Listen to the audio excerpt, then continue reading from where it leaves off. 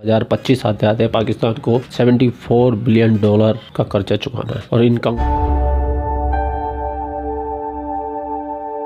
Hello दोस्तों, सत श्री अकाल, नमस्ते, अस्सलाम वालेकुम, वेलकम बैक। तो कैसे हैं आप? आई होप आप सब ठीक ठाक होंगे। मेरा नाम है अबूजर गिल और आज हम जिस वीडियो को रिएक्शन देने जा रहे हैं उसका टाइटल है जब एक पाकिस्तानी इंडिया गया तो उसके साथ कैसा मतलब कि वहाँ के लोगों ने बिहेव किया।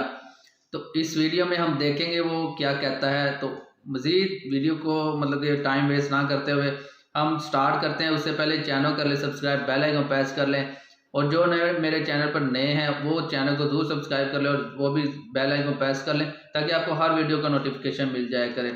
तो चलिए हम जल्दी से स्टार्ट करते हैं, वीडियो देखते हैं स्टार्ट। जैसे कि आपको अभी तक तो पता चल ही गया है कि पाकिस्तान के अंदर आटे की मारामारी चल रही है, भुखमरी चल रही है। पाकिस्तान के पास फॉरेन रिजर्व के नाम पे 4 से 5 बिलियन डॉलर ही बचे हुए हैं जो ज्यादा से ज्यादा इनके 15 से 20 दिन तक चल सकते हैं। जो होता है अच्छे के लिए होता है। पाकिस्तान की मुसीबत यही खत्म नहीं हो जाती, पाकिस्तान की मुसीबत यहाँ से शुरू होती है क्योंकि 2025 आते आते पाकिस्तान को $74 बिलियन का कर्जा चुकाना है और इन कंगलों के पास में 4 से 5 बिलियन डॉलर है। कहाँ से देंगे पता नहीं। तो जैसा कि आप जानते हैं कि पाकिस्तान हाथ खड़े करने में माहिर है, तो हाथ ही खड़े कर देगा या ढह जाएगा। 2025 से बहुत दूर है, उससे पहले ढह जाएगा। मैं जानता हूँ। तो पाकिस्तान अपने 75 साल के कैरियर के अंदर सबसे बदतरीन दौर से गुजर रहा है। ऐसे में पाकिस्तान के पीएम शहबाज कटोरा शरीफ ने भी कहा कि नहीं, हमने बहुत बड़ी गलतियां की है, भारत से जंगे करके हमने बदहाली और गरीबी ही झेली है और जंग लड़ लो हमसे, चाहे लो कश्मीर कश्मीर करते रहो, पूरी जिंदगी गुजर गई है इनकी। कि मकबूजा कश्मीर बनेगा पाकिस्तान। ठीक है, फौज तैयार है, अच्छा,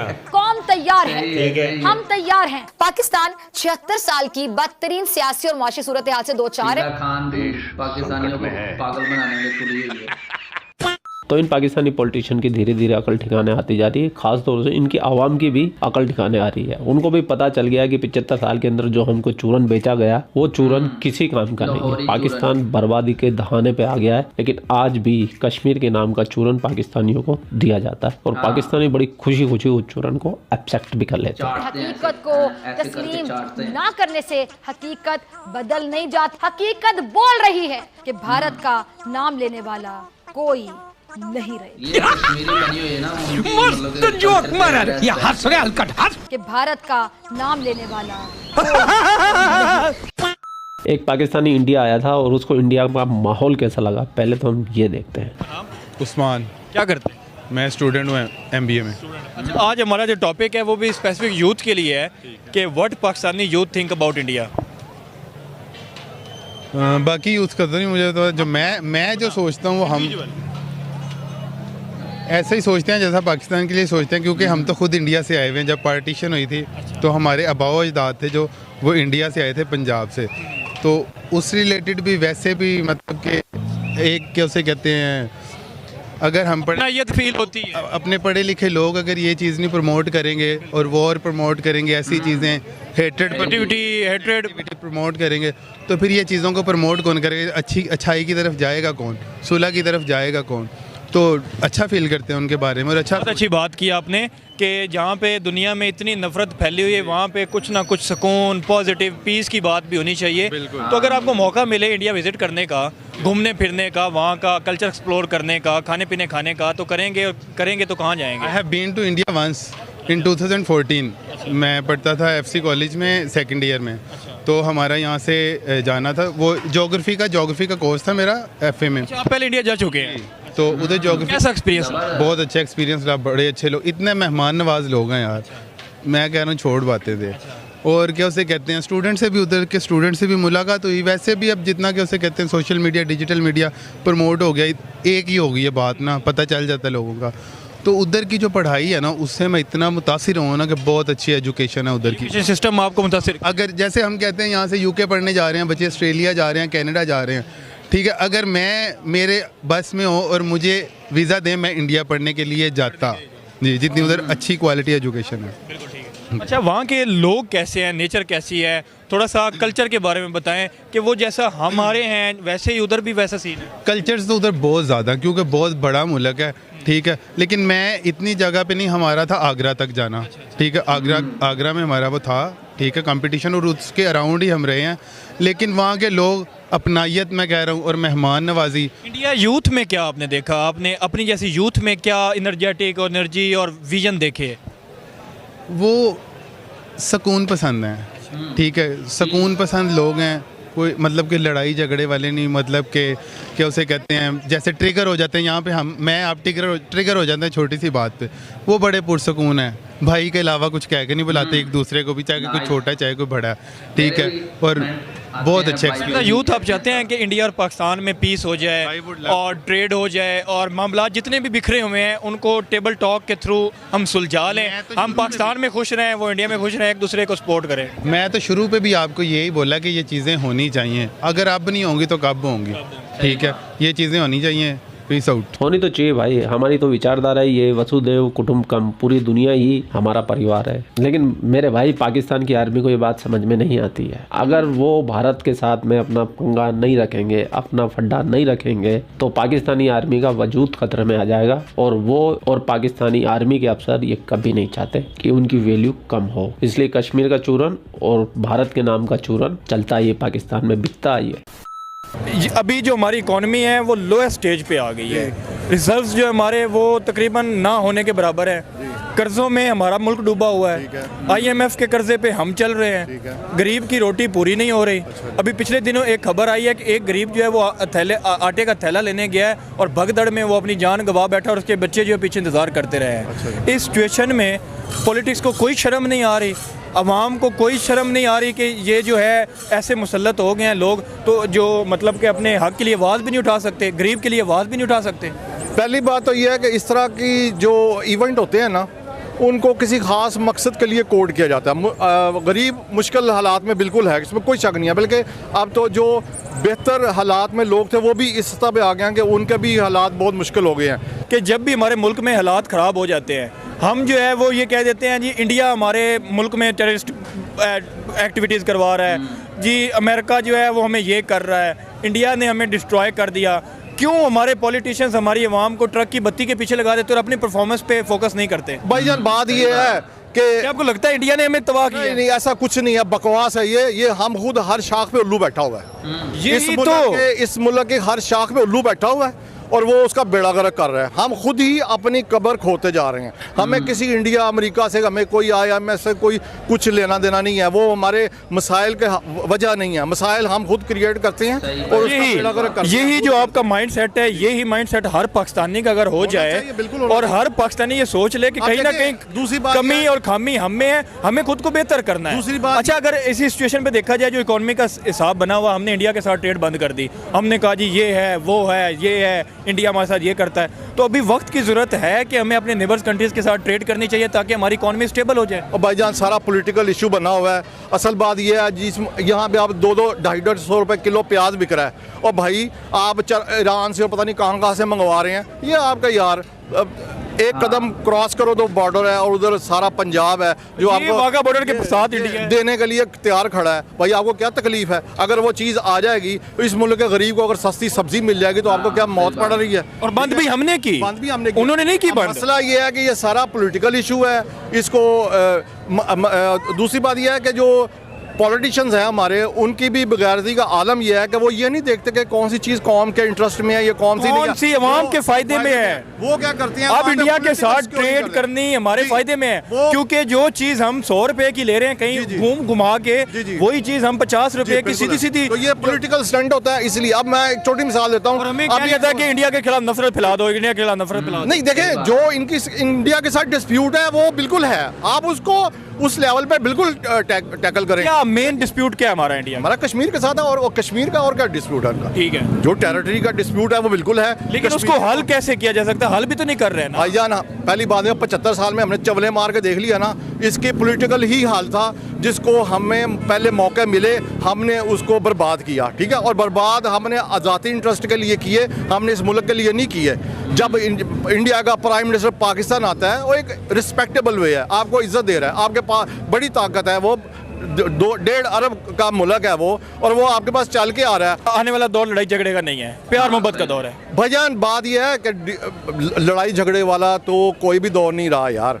अब तो खैर लड़ाई हुई तो अब तो हालात ही कुछ और हैं। और दूसरा ये है कि डिस्प्यूट पूरी दुनिया में यार टेबल पे बैठ के हल होते हैं, ठीक है। जिन्होंने बड़ा पॉजिटिव पॉइंट आपने रेज़। जहाँ पे वर्ल्ड वार 1-2 हुई है तो उन्होंने क्या किया, कहाँ सीखा, क्या उखाड़ लिया। तो अब लिहाजा ये इशू नहीं है। आप ट्रेड पे जाएं, आप उनसे निगोशिएट करें। वो आए थे इंडिया से बात करने आए थे, तो भाई कुछ बात ही चलनी थी ना आगे।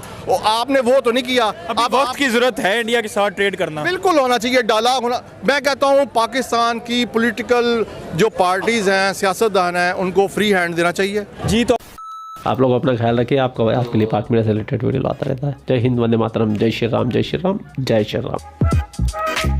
तो दोस्तों आज आपने इस वीडियो में देखा कि पाकिस्तान की जो पब्लिक है वो क्या सोचती है।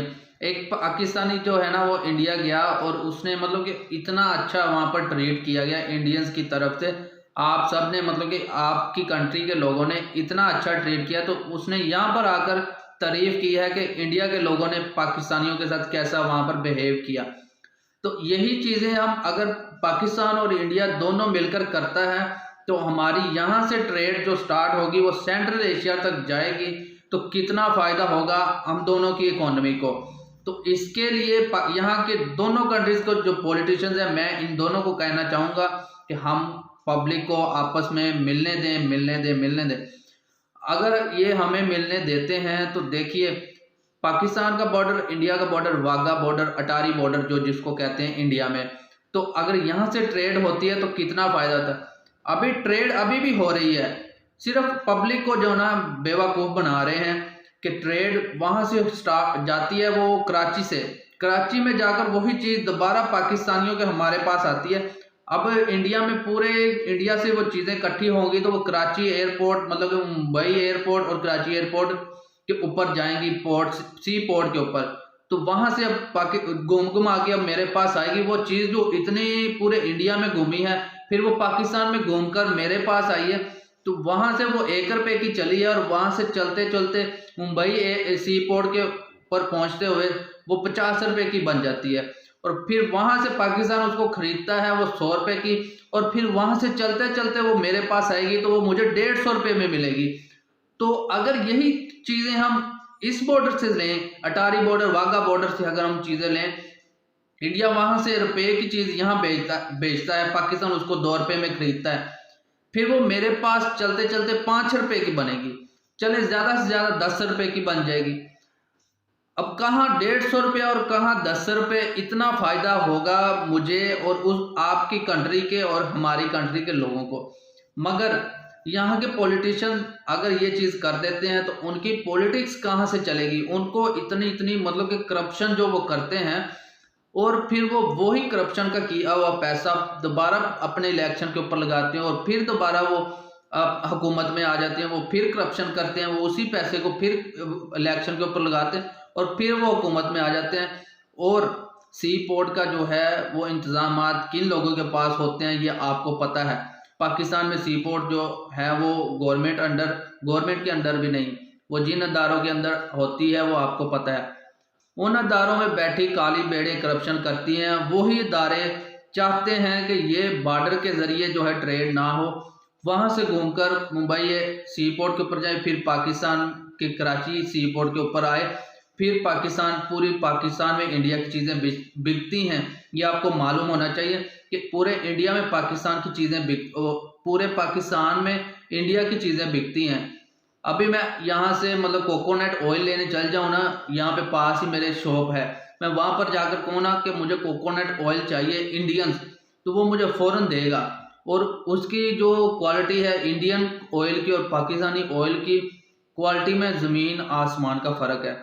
और मैं कोकोनट ऑयल हमारे घर में यूज़ होता है, इसलिए मैं आपको कह रहा हूँ कि मैं जाकर वहाँ पर कहता हूँ ना कि मुझे इंडियन कोकोनट ऑयल चाहिए, तो मुझे मिलता है, पाकिस्तान में मिलता है। तो ये ट्रेड वहाँ से दोबारा इधर आती है, तो वो ही चीज़ें जो वहाँ से रुपये की चलती हुई 50 रुपये की इंडिया के मुंबई एयरपोर्ट तक, सी पोर्ट तक पहुँच गई, और फिर वो मेरे तक आते आते वो 150 रुपये की हो जाती। इन चीज़ों के लिए हम पाकिस्तानियों को जो लूटा जाता है यहाँ के इन पॉलिटिशियंस की वजह से और जो लोग मतलब सी पोर्ट की इंतजाम करते हैं उन लोगों की वजह से। इसी चीज़ के खिलाफ पाकिस्तान के लोगों को एहतजाज करना चाहिए। एहतजाज ही हमारे पास सिर्फ एक रास्ता है कि हम एहतजाज ही कर सकते हैं। अगर हम अपनी आवाज़ उठाते हैं ना तो आप भी उठाते जाएंगे, आप भी उठाए जाएंगे, ऐसे करके आप भी उठाए जाएंगे। फिर आप दोबारा वापस नहीं आ सकते अपने घर में, कहीं फिर आप कहीं दूर या फिर कहीं और शिफ्ट कर दिए जाओगे।